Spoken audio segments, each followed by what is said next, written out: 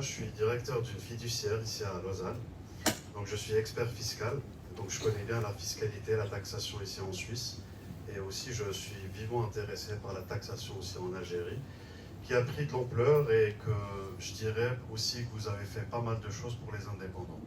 Ceci dit, dans mes projets personnels, je suis amené à travailler avec des indépendants en Algérie. Et au début, en fait, pour les payer, on était obligé de passer par Paysera en Lituanie parce que c'était très compliqué de les payer aujourd'hui, de les payer en Algérie. Aujourd'hui, avec le statut d'auto-entrepreneur, qui est un statut extrêmement intéressant dont vous avez soulevé tout à l'heure, j'arrête pas de leur dire, écoutez, allez vous inscrire pour en fait faire ceci.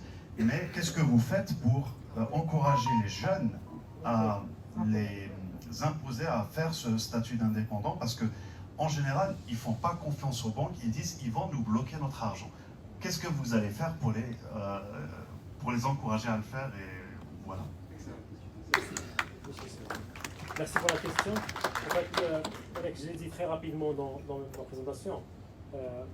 On a changé un peu la note de la Banque d'Algérie qui, dans le passé, permettait à ceux qui facturaient en devises de récupérer uniquement 50% de leur devise en monnaie forte.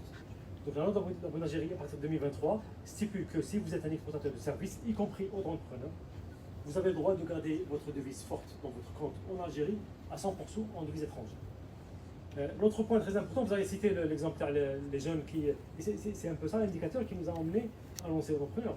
C'est les indicateurs des banques digitales en Europe. Et sans citer la banque, mais aujourd'hui... Désolé. Donc en fait, ce qu'on a essayé de faire, c'est que, quand vous faites l'exploitation de services en Algérie, vos rentrées d'argent restent en devise forte à 100% dans votre compte. Ça, c'est une note de la Banque d'Algérie. Le deuxième point, c'est qu'aujourd'hui, je suis repassé très rapidement. L'auto-entrepreneur en Algérie, il est taxé à 0,5% dans l'année en taxe. Il a droit à une carte CHIFA, il a droit à une couverture sociale complète, et donc il a droit à un compte professionnel en monnaie locale et en monnaie étrangère. Et donc 0,5% de taxe, franchement, c'est un mécanisme très esthétique.